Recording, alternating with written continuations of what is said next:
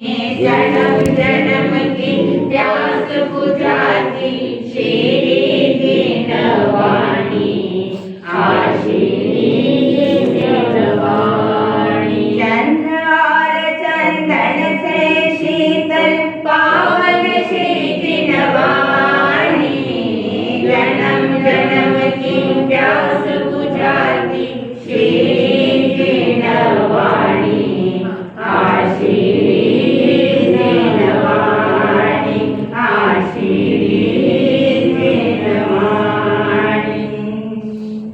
वितराग भगवान के उपासक एवं उपासिकाओं, हम जिनवाणी का आदान प्रदान करने के लिए या जिनवाणी को ग्रहण करने के लिए यहाँ उपस्थित हुए हैं।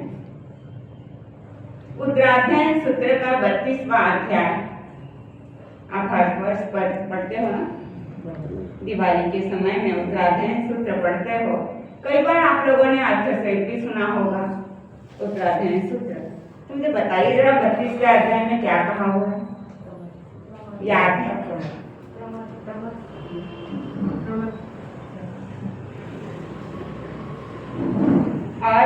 और कोई उत्तर? 32वां अध्याय किस चीज का है?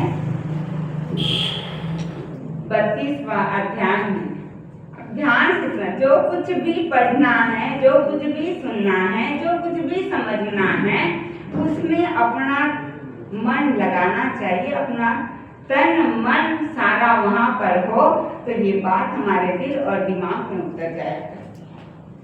मोक्ष मार्ग संबंधी वर्णन है, मोक्ष मार्ग। तो उस अध्याय की एक गाथा हम समझने की कोशिश करेंगे। ससे समगो गुरुविद सेवा विवजना बाल जन सदुरा सख्याय एकांत निसेवनाय सुतथ संचिंतनया धीय। इस एक गाथा में उस 32वें अध्याय का पूरा सार उतरा है। और ये कह दो तो अतिशयोक्ति ना होगी कि पूरा उत्तराध्ययन सूत्र इस एक गाथा में आकर समेटा जा सकता है। और आगे अगर हम ये भी कह दें कि पूरे 32 आगमों का सार इसमें आ जाए। इस गाथा में ये बताया गया है, मोक्ष मार्ग की ओर अगर कदम बढ़ाने हैं, मोक्ष की अभिलाषा लेकर या कर्मों से पुण्य मुक्त होने की भावना से लेकर व्यक्ति जब अपने कदम आगे बढ़ाता है, चाहे वो आंशिक रूप में बढ़ाए चाहे पूर्ण रूप में बढ़ाए, चाहे वो शावक बने चाहे वो साधु बने, उसके लिए आवश्यक है इन बातों को ग्रहण करना। जो इसमें 6 बातें दी हुई हैं, उन बातों को जो आत्मसात कर लेता है, उस बातों को जो भीतर में उतार लेता है और उसके अनुसार अपना जीवन बना लेता है, तो फिर मोक्ष मार्ग की ओर कदम बढ़ाने उसके लिए आसान हो जाते हैं या सहज रूप में मोक्ष मार्ग की ओर कदम आगे बढ़ जाते हैं। उसके लिए अलग से और प्रयत्न करने की आवश्यकता नहीं होती। बस आवश्यकता ये होती है उन चीजों को हम आत्मसात करने की, जो कुछ भगवान की वाणी है उसको हम भीतर में उतार और सही ढंग से उतारे, ये ना कि उसमें से गलियां निकाल। सही ढंग से भीतर में जब भगवान की वाणी उतर जाती है तो मोक्ष मार्ग बहुत आसान हो जाता है और मंजिल हमारे बहुत निकट आ जाती है। चाहे हमारे कदम धीमे हो, चाहे हमारे कदम तेज हो, पर मंजिल हमारे निकट ही होती। चाहे दूर हो मंजिल दिखता नहीं हो साहिल, तो भी चलता रहे अभियान रे। बाधाएं गिर आए, आंधी तूफान डराए, तो भी निकलने ना पाए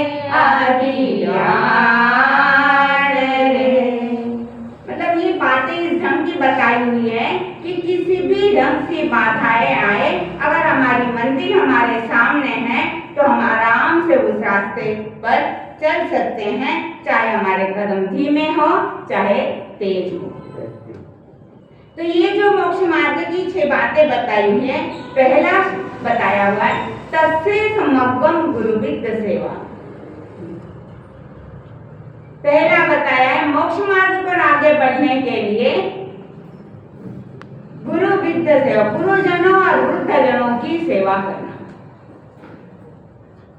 केवल यहाँ बैठकर सामायिक करना और एक के बाद एक मालाओं के ऊपर माला फेरते जाना या फिर स्वाध्याय करते जाना, गाथा एक के बाद एक पढ़ते जाओ, क्या उससे मोक्ष मार्ग मिल जाएगा या मोक्ष मिल जाएगा?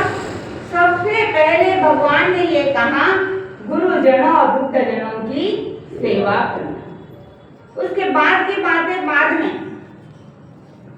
भगवान कहते हैं कि जब शिष्य सवेरे उठता है अपने कार्य के लिए, गुरु के वंदन नमस्कार करने के बाद गुरु के निकट आके पूछता है आज कोई सेवा का कार्य है? कोई सेवा का कार्य हो तो पहले वो, उसके बाद स्वाध्याय।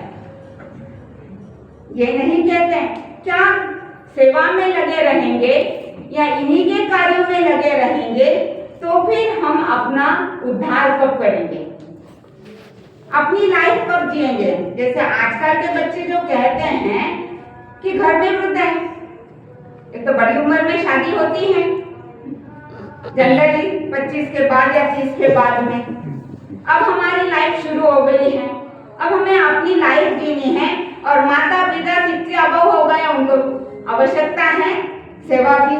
अरे आपकी सेवा में लग जाएंगे तो फिर हम अपनी लाइफ को जिएंगे, और अपनी लाइफ जीनी है तो आपके लिए समय हमारे पास नहीं है तो क्या है?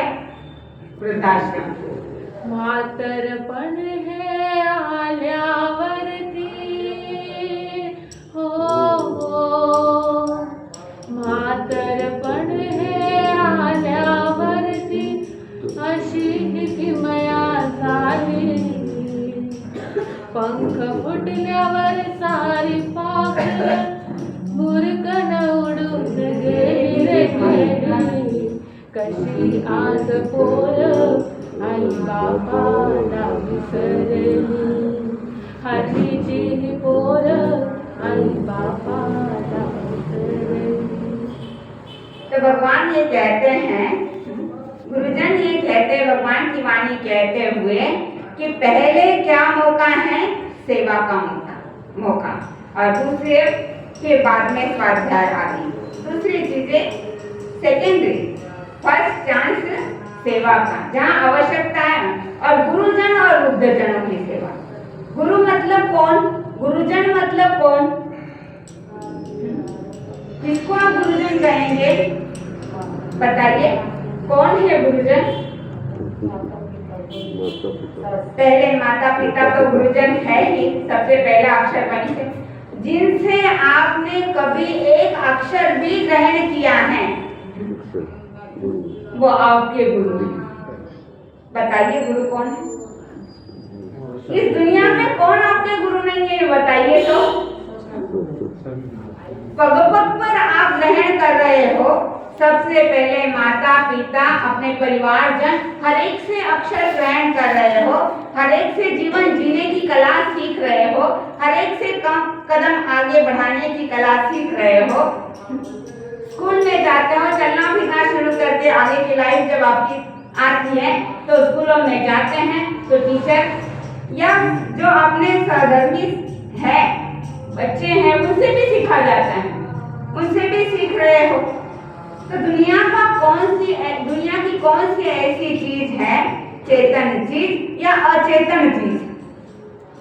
चेतन की चीज और अचेतन भी जिससे आपको शिक्षा नहीं मिलती। लेने वाला चाहिए, अगर लेने वाला हो तो हर चीज आपको शिक्षा देने वाली। एक ठूठ खड़ा होता है ना, जिस पर पत्ते नहीं हैं, फल नहीं है, फूल नहीं है, केवल वो पेड़ का ठूठ है केवल। वो भी आपको शिक्षा देने वाला है। वो स्थिरता दिलाता है कि एकदम स्थिरता से खड़े हो जाओ। स्थिरता आएगी तो चंचलता कम होगी और आपके लिए मोक्ष मार्ग प्रशस्त होगा। तो कौन सी ऐसी चीज है जहां से शिक्षा नहीं मिलती? तो सोचिए किसकी सेवा नहीं करनी चाहिए। जो सामने आए उसी की सेवा करना। जहां आवश्यकता है आपकी वहीं पर लग जाइए।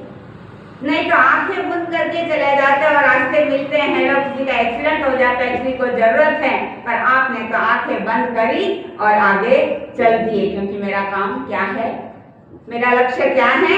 मुझे दुकान पर पहुंचना है या मुझे किसी पार्टी में पहुंचना है, मुझे किसी क्लब में पहुंचना है, वो काम है। वहां आगे चल दिए, आंखें मूंद ली। या फिर ये कहीं पुलिस के चक्कर में ना पड़ जाए, कोई जवाब ना देना पड़े, इत्यादि बातें दिमाग में आती हैं और लक्ष्य से व्यक्ति भटक जाता है, लक्ष्य की ओर पहुंच ही नहीं जाता। इसीलिए गलियां पसंद आती हैं, हम गलियों को ढूंढते हैं। कहां से कोई ऑप्शन मिल जाए तो उस ऑप्शन को ढूंढते हैं और सही रास्ता भटक जाता है। तो हम जब ये बात सोचते हैं, भगवान ने ये बात कही हुई है, हमारे शास्त्रों में ये बात बताई हुई है, इतने जनों की सेवा करनी मुश्किल है, तो कम से कम केंद्र में आकर अपने घर में तो लग जाओ। जहां से विशेष आपको बोध मिला है उनको तो मत छोड़ो, पर वहां पर भी आंखें मूंद लेते हैं, सोचते हैं कि, और फिर जब समय बीतता है तो फिर आंसू बहाते हैं। उस आंसू बहाने में कोई तथ्य नहीं होता है, कहते हो मगरमच्छ के आंसू होते हैं, और मगरमच्छ के आंसू तो उसकी कोई कदर नहीं। तो गुरुजनों की और वृद्धजनों की सेवा इस ढंग से करनी चाहिए, इस ढंग से हो क्योंकि उनका अपना महत्व है। व्यक्ति सोचता है कि हम जवान हैं, तो जवानी में मेरे पास ताकत है तो मैं छोटों पर भी जोर जमाऊं और बड़ों पर भी जोर जमाती थी, क्योंकि मेरे पास ताकत है ना, उस ताकत को मैं काम में लूं। तो काम में किस ढंग से लेना है कि बड़ों छोटे ऐसे होने चाहिए कि मैं आप दिखाऊं तो स्किप हो जाने, और बड़े ऐसे होने चाहिए हमारे शब्द से आपको आगे उनके कदम ना। पर ये नहीं सोचते कि जब मैं बच्चा था, मैं बहुत छोटा था, उस समय में मैं रोता था तो उस समय में पूरी कॉलोनी इकट्ठी कर लेता था। सही है ना? जब बच्चा रोता है तो ऐसे जोर से रोता है, आस पड़ोस सबको पता होता है, पता लग जाता है ना कि क्या बच्चा है, बच्चा रो रहा है। और जब माता पिता रोते हैं तो किसको पता लगता है? जब माता पिता आंसू बहाते हैं उस समय में वो आवाज कहाँ तक पहुँचती है? वो आवाज आप तक पहुँचती ही नहीं है, इसीलिए कद्र नहीं हो। जब वो आवाज कान में पड़े तो कद्र, क्योंकि बच्चा रोता है तो माँ पिता परिवार वाले सामने वहां पर केंद्रित हो जाते हैं, पर माता पिता जब रोते हैं, उनके आंसू जब निकलते हैं तो वो आवाज सुनाई देती ही नहीं, वो उस घुटों को पी जाते हैं। इसीलिए मन में वो करुणा भाव पैदा नहीं होता। पर ध्यान में रखिएगा कि बड़ों की घर में इज्जत हो और बड़ों का घर में मान सम्मान हो, बड़ों का आदर सत्कार हो, तो बड़ों के अनुभवों से आपको बहुत कुछ मिल सकता है। पर बड़ों का अनुभव लेने की इच्छा नहीं होती, कहते साथी बुद्धि नाही। ह्या जमान्यात तुमचं काही चालणार नाही, जे काय आहे ते आमचं, त्यांची नवी सोच सगळं काही न हो। अब आपका सब पुराना हो गया, वो नहीं चाहिए। हम नई लाइफ जी रहे हैं और 20वीं सदी है, आपकी 19वीं सदी हमारे काम की नहीं है। एक बार जापान में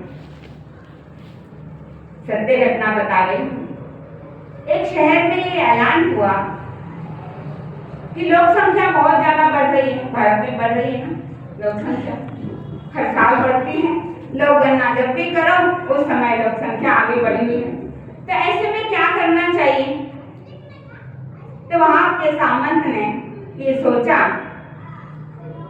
कि जवान तो जरूरी है और बच्चे भी चाहिए, क्योंकि वो आगे जवान होंगे और वो संभालेंगे। प्रौढ़ चाहिए क्योंकि जरूरत इनको संभालने पर। 60 वर्ष वाले करें, 60 वर्ष से ऊपर हो गए, उनकी क्या जरूरत है?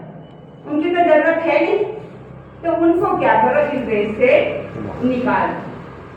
हमारे शहर में कोई 60 वर्ष से ऊपर हो जाए तो हमें नहीं चाहिए, उनको निकाल देना चाहिए। और उस सामंत ने ऐलान कर दिया कि किसी भी घर में कोई भी 60 वर्ष से ऊपर हो तो सामने जो पहाड़ी है, नगर के बाहर दूर पर एक पहाड़ी दिखाई देती है, उस पहाड़ी पर उनको छोड़ के आ जाना जंगल में।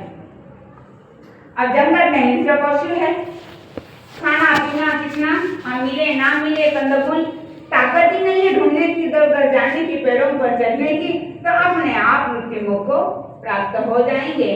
तो वहां छोड़ के आ जाना है।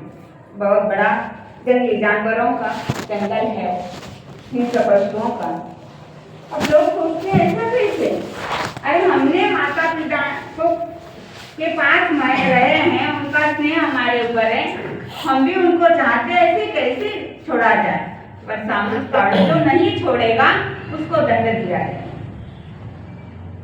माननी पड़ी बात, जब अपने ऊपर आती है मुझे दंड मिलेगा, इसीलिए क्या करना, जो कहा है उसको स्वीकार कर लेना। काश आप सोचो, आपके सामने अगर ये बात आ जाए तो आप क्या करोगे? किसी ने ऐलान कर दिया, आपके दादा ने ऐलान किया बारामती में बहुत लोग हैं, बहुत वृद्ध हो गए और निकालो इन वृद्धों को बाहर डाल दो। आपके पास में भी जंगल है ना, छोड़ दो वहां पर। तो क्या करोगे आप? नहीं तो दंड दिया जाएगा, क्या करोगे? अपने को संभालोगे या माता पिता को संभालोगे? बताओ ना। पहले मुझे पैर पर जब बिल्ली चढ़ रही थी, उसने अपने बच्चों को छाती के ऊपर लगा रखा था। बंदर चल रहा है, उसने भी अपने बच्चे को छाती के साथ लगा रखा है, क्योंकि बाढ़ आ रही है, खूब बाढ़ आ रही है। पेड़ पर मैं चढ़ता जा रहा हूँ और ऊपर के शिखर तक पहुंच गया, लास्ट छेदी तक पहुंच गया वहां पर। और कभी बाढ़ ऊपर चढ़ रही है, तो उसने क्या किया कि बच्चे को पीठ पर ले लिया। इतनी देर तक छाती के साथ लगाया हुआ था, अब पीठ पर ले लिया कि बच्चे को बचा सके। पर देखो बाढ़ और ऊपर आ रही है, तो उसने क्या किया, बच्चे को नीचे और ऊपर। इस बात की दुनिया ऐसी होती है। बच्चे को संभालने वाली वो माँ, वो सोचती है अब मेरी जान पर पड़ी है तो बच्चा नीचे और मैं उसके ऊपर। तो ऐसे में आप क्या करोगे? कह दिया किसी ने ऐसा कि निकालो वृद्धों को घर से बाहर, तो क्या करोगे? खुद तो नहीं जाओगे ना बाहर, खुद अपने को नहीं, यार माता पिता जाए तो हम भी उनके साथ जाए, ऐसी भावना रखने वाले भी बहुत। क्योंकि मैं तो मरना नहीं चाहता हूँ, क्योंकि मैं तो अमर पट्टी लिख के आया हूँ, सामने वाले जाए तो कोई परवाह नहीं है। तो ऐसे ही बहुत रोए चिल्लाए, बहुत दुखी हुए, पर माता पिता को छोड़ने के लिए मां चले गए। और अब सारे जवान और बच्चे घर में हैं। कभी कभार याद आ जाती है, समय होता है, सब कुछ भूल जाते हैं। पर फिर किसी दिन किसी की 60 साल की उम्र होती है, फिर उसको बाहर छोड़ के आना है, वो उस परिवार के लोग बाहर छोड़ने जाते हैं। आए दिन का एक किस्सा चलता रहा। एक दिन की बात, एक घर में केवल माँ और बेटा ही था, दूसरा और कोई नहीं। माँ ने बच्चे को बड़े अच्छे संस्कार दिए हुए थे और बच्चा बहुत ज्यादा अटैच था अपने माता पिता से। वो कहता है, माँ कल तू 60 साल की हो जाएगी और कल तुझे वहां छोड़ना होगा, मेरा दिल नहीं मानता, मैं तुझे वहां नहीं छोड़ सकती। माँ कहती है, अरे मैंने तो 7 साल बिता लिए, तेरी तो जवानी है, तूने इतना समय बिताना है और तुम मुझे छोड़ के आया। माँ ने खूब अच्छी तरह से समझाया, प्यार दिया और कहा कि कोई बात नहीं, हर घर में ये चल रहा है तो चलने दो, सब कर रहे हैं तो हम भी कर सकते हैं, तो हमारी उसमें गलती नहीं। एक भेड़ गिर रही है कुएं में, सारी गिरे तो फिर गलत है क्या वो? नहीं। और कोई अपना रास्ता अलग से बदल ले तो, जैसे सबकी शादी करा रहे हो आप, रोज रोज हजारों लाखों लोग शादी के बंधन में पड़ रहे हैं ना। अब शादियों का सीजन शुरू हो गया, कितनी सारी शादियां रोज हो जाती है। इतनी सारी शादियां होने का कोई एक तक घना ब्याह हुई है, ऐसे कहने वाले मिलेंगे क्या? नहीं। और 2 से 5, 5 से 10 दीक्षा हो जाए, आजकल तो घनी दीक्षा हो। किसी के घर में बच्चे बड़े हो गए हैं, शादियां नहीं हो, क्या प्रॉब्लम है उनके यहाँ पता नहीं, शादियां नहीं हो। जैसे आजकल लड़कों को प्रॉब्लम हो रही है, शादियां नहीं हो रही हैं, लड़कियां नहीं मिल रही। तो ये नहीं सोचते कि लड़कियां नहीं मिल रही हैं, लड़के नहीं मिल रहे हैं, लड़कियां बड़ी हो रही है, लड़के बड़े हो रहे हैं, अरे चलो हम भी जिन्हें बका पाटा अपना ले। यहाँ तो किसी को मैंने जितनी बड़ी संख्या आ जाए, कोई मनाई करने वाला तो है नहीं। आ जाओ ना, थोड़ा सा अपने बच्चों को इस रास्ते भेज दो, इतने परेशान होने से तो अच्छी जगह भेज दो कि आत्मा का कल्याण हो जाए। सही रास्ता तो ये है ना, मनुष्य जन्म अनमोल रे, माटी में ना दोष रे, अब गुनाह फिर ना मिलेगा, कभी नहीं रे। जानते हो ना, एक साथ सबकी आवाज आई, मतलब सब अच्छी तरह ये तो नहीं है कि पता नहीं है, और बड़े दिल से बड़े प्यार से गा रहे थे आप लोग, मतलब इसको स्वीकार कर रखा है। मेरे मनुष्य जन्म अनमोल, ये बात सही है, पर मनुष्य जन्म से भी ज्यादा अनमोल क्या है? मनुष्यता मिली। मानुष सत्तम सुई श्रद्धा, मनुष्यता प्राप्त होनी बहुत मुश्किल है। मनुष्य जन्म प्राप्त होना फिर आसान है, मुश्किल नहीं है। उत्तराध्याय सूत्र के 4थे अध्याय में कहा है कि 4 बातें दुर्लभ हैं, उसमें सबसे पहली बात कौन सी है? तो मनुष्यता प्राप्त होनी मुश्किल है। जब आप माता पिता को इस ढंग से इधर उधर डाल रहे हो, तो सोचो आपकी मनुष्यता है कहाँ? आपके भीतर मनुष्यता है क्या?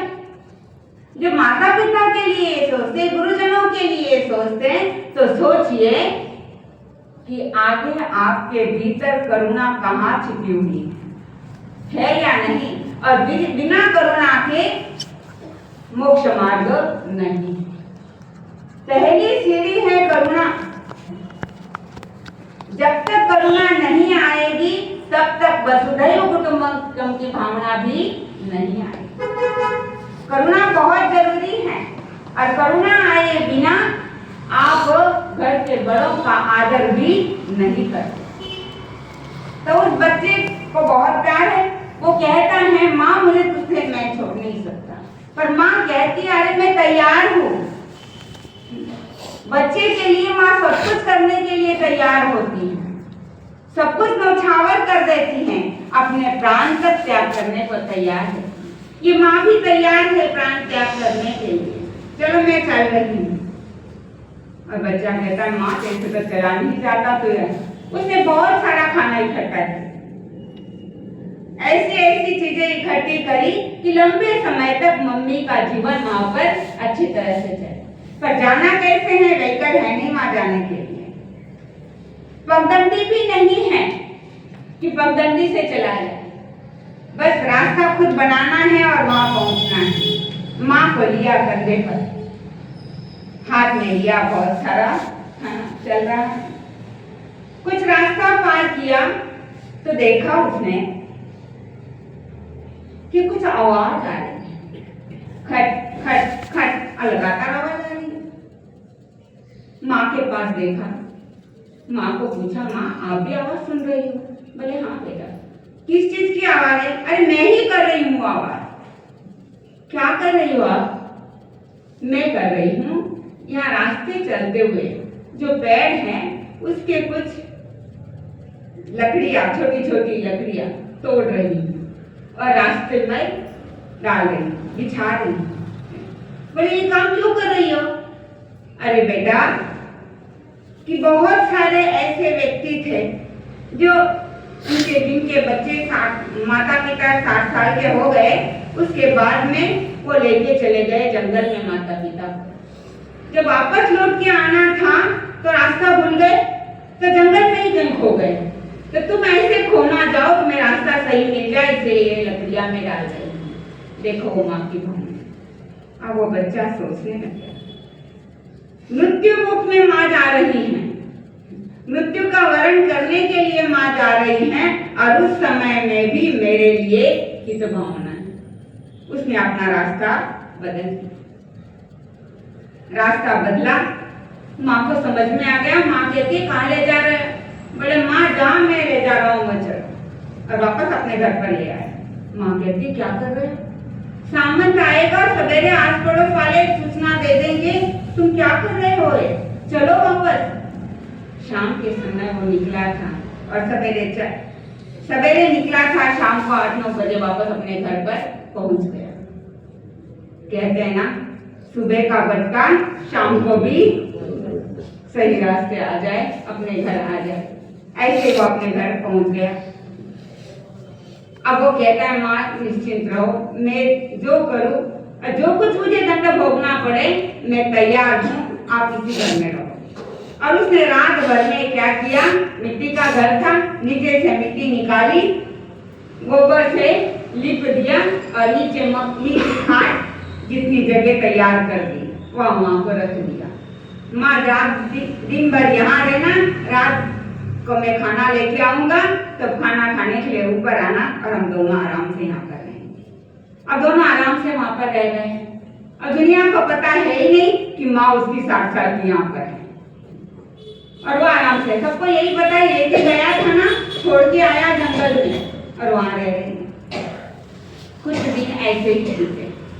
एक दिन वो सामंत थोड़ा लालची था, जनता को लूटना चाहता था। उसने एक दिन किसानों को सबको बुलाया और कहा कि मैं ना अब तुमसे लगाम लेता हूँ ऐसा, तो इस साल मैंने जो बात कही है, मैं जो बात कहूंगा वो अगर तुम लोगों ने पूरी कर दी तो ठीक, नहीं पूरी करी तो फिर तुमको सबको डबल लगाम करनी पड़ेगी।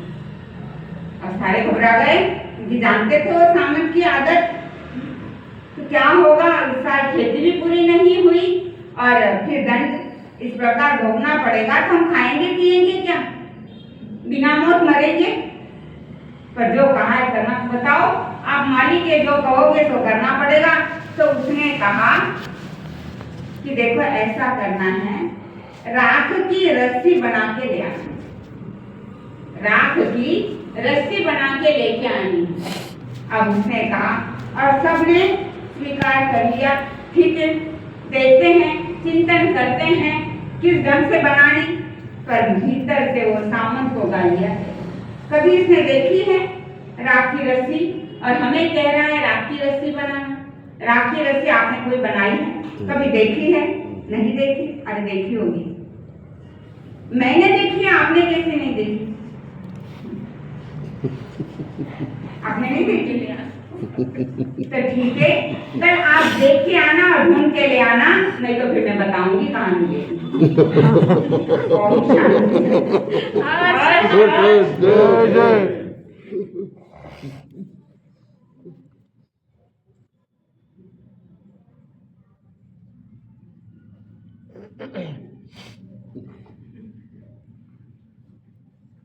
ठीक है, माँ सच्ची कह रहे और 5 मिनट चला दीजिए। तो राख की रस्सी मैं कह रही हूँ आपको, और वो माँ बेटा कह रहा है, वो किसान था, वो भी वहां पहुंच गया। कहता है कि राख की रस्सी बनानी ये कह रहे हैं, कैसे बनाऊंगा मुझे समझ में नहीं आ रहे, और मेरी इच्छा है कि सामंतों के हाथ से सब किसानों को मैं छुड़ा दूं, उनकी मुक्ति करा दूं, पर कराऊं कैसे ये समझ में नहीं आ रहा कि राख की रस्सी बनाऊं तो बनाओ कैसे। वो असमंजस में पड़ गया। चलो सारा दिन चक्कर लगाता रहा, इधर उधर ढूंढता रहा, पर कोई कुछ मिला नहीं। इससे सुना उससे सुना, उसको कहा, सब एक दूसरे से चर्चा कर रहे हैं, क्योंकि ये चर्चा के लिए टॉपिक मिल गया। आप सारे बिजनेसमैन हो, टाइम आपके पास नहीं है, नहीं है ना टाइम, तभी तो देखो ऑनर देखो टाइम नहीं, है ना? और कुछ ऐसे हैं कि हमें बच्चों को स्कूल में छोड़ना है या फिर हमें दुकान पर जाना है, इसलिए अभी तक हम यानी कि टाइम नहीं है। टाइम है या नहीं, ये टाइम का सदुपयोग करना जानते हैं या नहीं। टाइम किसके पास होता है बताइए, टाइम किसका, हमारे पास टाइम?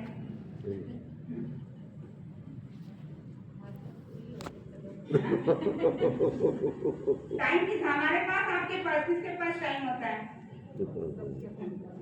सबके पास टाइम। जो कम में सूरा सो दम में सूरा, भगवान की वाणी है। तीर्थंकर प्रभु फरमा रहे हैं आचाराम सूत्र के अंदर, जो कम में सूरा सो धम में सूरा। जो कर्म में शुरू होता है वही धर्म में शुरू होता है, जो कर्म में भी शुरू नहीं वो धर्म में भी शुरू नहीं। फिर निठल्ला बैठा हुआ करेगा क्या? जो बिजी होता है ना, जो व्यक्ति बिजी होता है वही कुछ करने के योग्य होता है, वही कुछ कर गुजारता है। जो व्यक्ति लेजी होगा वो करेगा क्या? लेजी होगा, उसमें कुछ करने का सामर्थ्य होता है क्या? वो कुछ कर सकता है क्या? वो तो लेजी है, आलसी है, वो कुछ कर नहीं सकता। जो बिजी है वही उसको देवो कुछ काम और तो और भी कुछ कर देगा। इसीलिए जो बिजी होते हैं उनके पास तो टाइम होता है, जो लेजी होते हैं ना उनके पास टाइम नहीं होता। तो आप लोग बिजी हो इसलिए अमर पहुंच गए, ठीक है। तो वहां पर वो लड़का कह रहा करना कैसे, ढूंढता रहा सारा दिन। फिर याद आया कि माँ भूखी है, माँ के लिए खाना ले जाना। ये सोचता रहूंगा 3 दिन का समय है, तो 3 दिन में कुछ ना कुछ रास्ता तो मिल ही जाएगा। वो पहुंचा माँ के पास, माँ आज ये खाना लेके आया हूँ। ऊपर से फलक हटाया, माँ को ऊपर लेके आया, खाना खिलाया। माँ बहुत जल्दी भांपती है कि बच्चा किस हालत में। बच्चे भापे या ना भापे, बच्चे को समझ में आए या ना आए, पर माँ को समझ में आ जाता है आज बच्चे की क्या स्थिति है। माँ को समझ में आया बच्चा टेंशन में कुछ सोच रहा है, तो पूछा माँ ने, क्या बेटा आज क्या सोच रहे हो? माँ तो कहता है, माँ कुछ नहीं, आप आराम से रहो, आपको कोई चिंता करने की जरूरत नहीं। कुछ बताओ तो सही, मुझे ऐसा लग रहा है तुम चिंता में हो, मुझे बताओ। माँ उस बेटे को बार बार कह रही। तो बेटा ने कहा, माँ वो सामंत कैसा आप जानती हो ना, देखो आज उसने क्या ऑर्डर दिया है कि राख की रस्सी लेके आओ। माँ बोली ये तो बहुत आसान है। अरे इतना आसान कैसे हो गया? मैं तो सारा दिन सोचते रहे, और मैं ही नहीं सारे किसान सोच रहे हैं। और किसानों की क्या बात कहूँ, जहाँ कहीं पर भी ये बात पहुंची है सारे ही सोच रहे हैं वो सामंत ने पता नहीं कहाँ देख ली राख की रस्सी और गहराई राखी, या फंसाने के लिए लोगों को। माँ बोली कोई मुश्किल नहीं, बहुत आसान है, ठीक है। तो बोली कि देख मैं कहती हूँ वैसा करना, बाजार में जाना, पर एक रस्सी लेके आना, उसको नमक के पानी में भिगो देना, और अगले दिन सवेरे सवेरे उसको जला देना, ठीक है। एक कटोरे में रखकर उसको जला दो, और वही जली हुई रस्सी सामंत के पास ले जाओ और आपकी रस्सी दिखाई देगी। सही है ना? उसको तुमने हाथ नहीं लगाना है। और रस्सी के सर मिटेंगे क्या? नहीं मिटेंगे ना? और नमक के पानी में डुबो दी है तो रस्सी तो आराम से। तो जाओ तुम सामंत के पास। और तीसरे दिन पहुंच गया वो रस्सी लेके, कटोरा लेके गया हाथ में, बिल्कुल ढक के अच्छी तरह से बिना हिलाए। सारे किसान भी पहुंचे थे, किसानों के साथ और लोग भी पहुंच गए थे। तीसरा दिन है कौन रस्सी लेके आता है। और ये गया ढक के लेके, सारे देखना चाह रहे तो मैं नहीं लाया, ये क्या लाया देखो तो सही। पर उसने सामंत को दिखाना था, सामंत के पास पहुंचा, दिखा दी रस्सी। सामंत बोला बिल्कुल सही है। बोले ले आप, मैं तो रस्सी लाया हूँ, मैं तो रात की रस्सी लेके आया हूँ, आप ले इस रस्सी को। तो सामंत उस रस्सी को काम में ले सकता है? रस्सी तो थी वो, पर उसको काम में लेने लायक वो नहीं थी। इसने काम करके दिखाई। और सामंत ने कहा था जो काम करके आएगा उसको गिफ्ट भी देंगे और बाकी सबको लगान करनी पड़ेगी डबल। इसको गिफ्ट देना चाहता, मुझे गिफ्ट नहीं चाहिए, मैं गिफ्ट नहीं चाहता। तो क्या चाहते हो? मैं ये चाहता हूँ कि ये जितने किसान हैं ना इनकी लगान माफ कर दी जाए। सामंत बोला तुम ये इच्छा रख रहे हो तो मैं जो और 2 बातें तुम्हें कहूंगा वो भी जब पूरी करोगे तब ये काम होगा। ये गिफ्ट तो तुम ले जाओ। बोला ठीक है, बताओ दूसरा कौन सा काम? तो उसने बताया सामंत ने कि देखो जाओ, मैं तुम्हें एक शंख दे रहा हूँ। शंख होता है जो मंदिरों में बजाया जाता है, शंख देता हूँ, इसमें धागा पिरो के ले आना। शंख में धागा पिरो के ले आना। तो बोला ठीक है, ले लिया उसने हाथ में शंख। पर सोचता रहा शंख में धागा पिरोए तो पिरोए कैसे? आपने कभी पिरोया? किसी को पिरोते देखा है? चलो आज ट्राई करना, कल हम टाइम हो गया मेरा, 5 मिनट पर कहा 5 मिनट और चलाओ, 5 मिनट चला लिया तो 5 मिनट और चला लिया है। अब आप धागा पिरो के लेके आना किसी शंख में, आपके घर में शंख हो, नहीं तो मंदिर में जाके देख लेना किसी शंख में कैसे धागा पिरोते हैं। या कोई डेरावासी के यहाँ पर मंदिर में होगा तो उन्होंने कभी ऐसा कोई काम किया तो उनको पूछ के तो आना कैसे पिरोना ये। या पूछ के आ जाओ या पिरो के लेके आओ, फिर कल हम देखेंगे। अरिहंत शरणं प्रवक्ष्यामि, सिद्धे शरणं प्रवक्ष्यामि, साहु शरणं प्रवक्ष्यामि, गुरुं शरणं प्रवक्ष्यामि, प्रवक्ष्यामि, प्रवक्ष्यामि, नित्यं शरणं प्रवक्ष्यामि, प्रवक्ष्यामि, प्रवक्ष्यामि, वीरं शरणं प्रवक्ष्यामि, अरिहंत शरणं प्रवक्ष्यामि, सिद्धे शरणं प्रवक्ष्यामि, साहु शरणं प्रवक्ष्यामि, गुरुं शरणं प्रवक्ष्यामि। वीतराग प्रभु मंगल है, वीतराग प्रभु मंगल है, सिद्ध निरंजन मंगल है, साधु मुनीश्वर मंगल है, साधु मुनीश्वर मंगल है,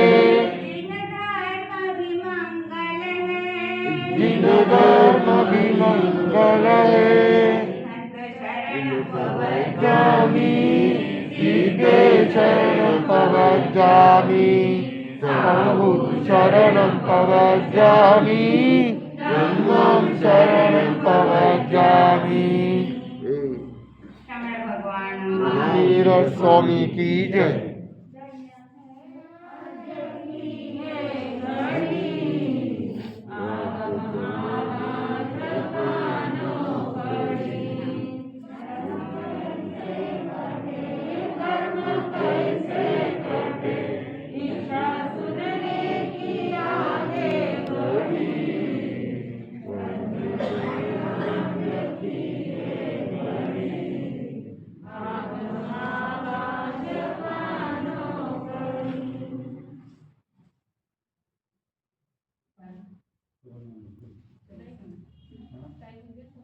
आज ज्यादा लेट कर रहे तो सकाळी आधा लोग गायब.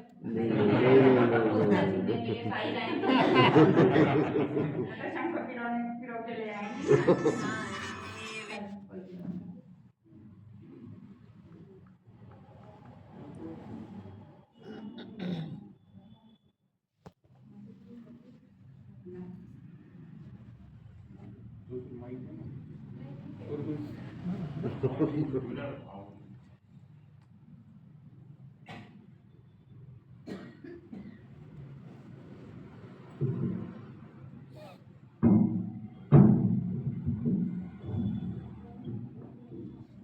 हमने जो प्रवचन के बीच में सुना था, जो मैंने मराठी भजन गाया था, उसी को पूरा करती हूँ.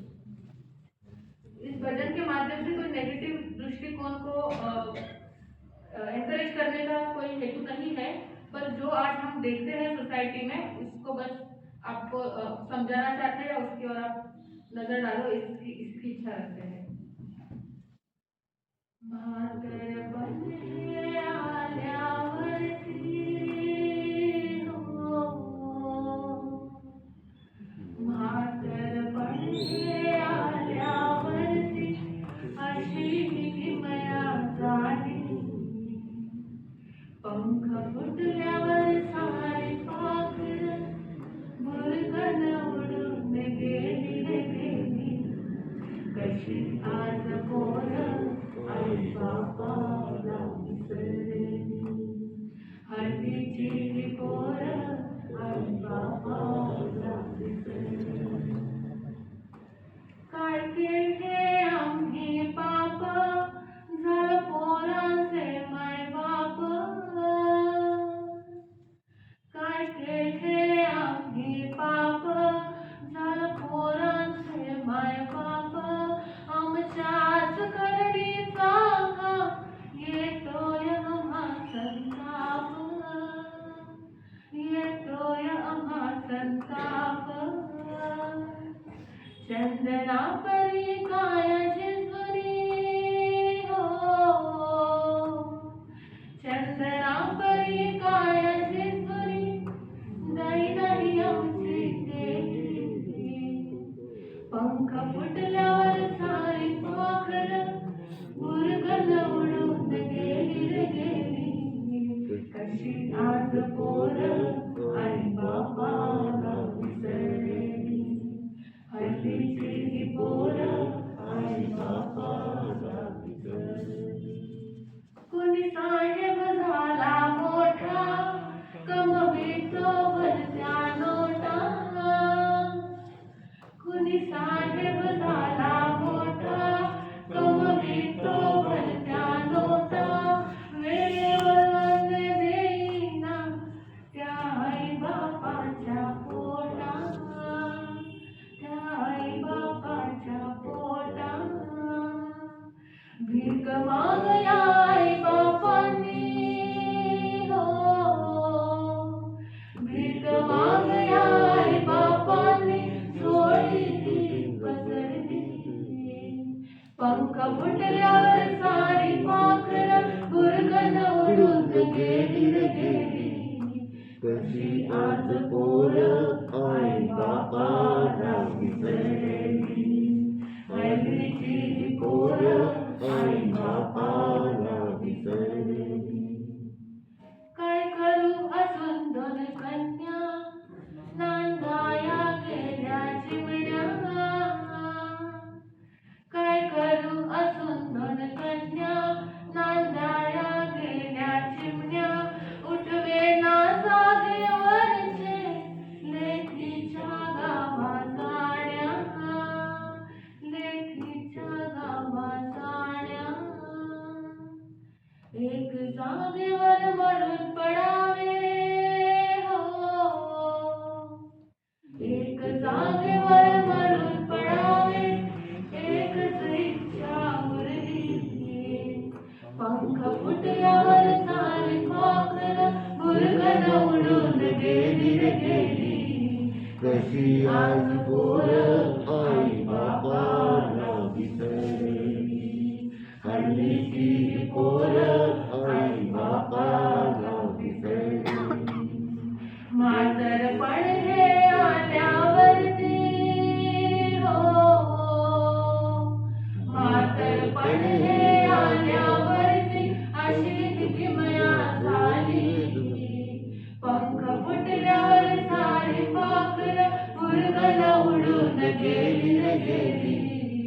कशी आज पोर आई बापाला विसरली हल्लीची पोर आई बापाला विसरली कशी ही पोर आई बापाला विसरली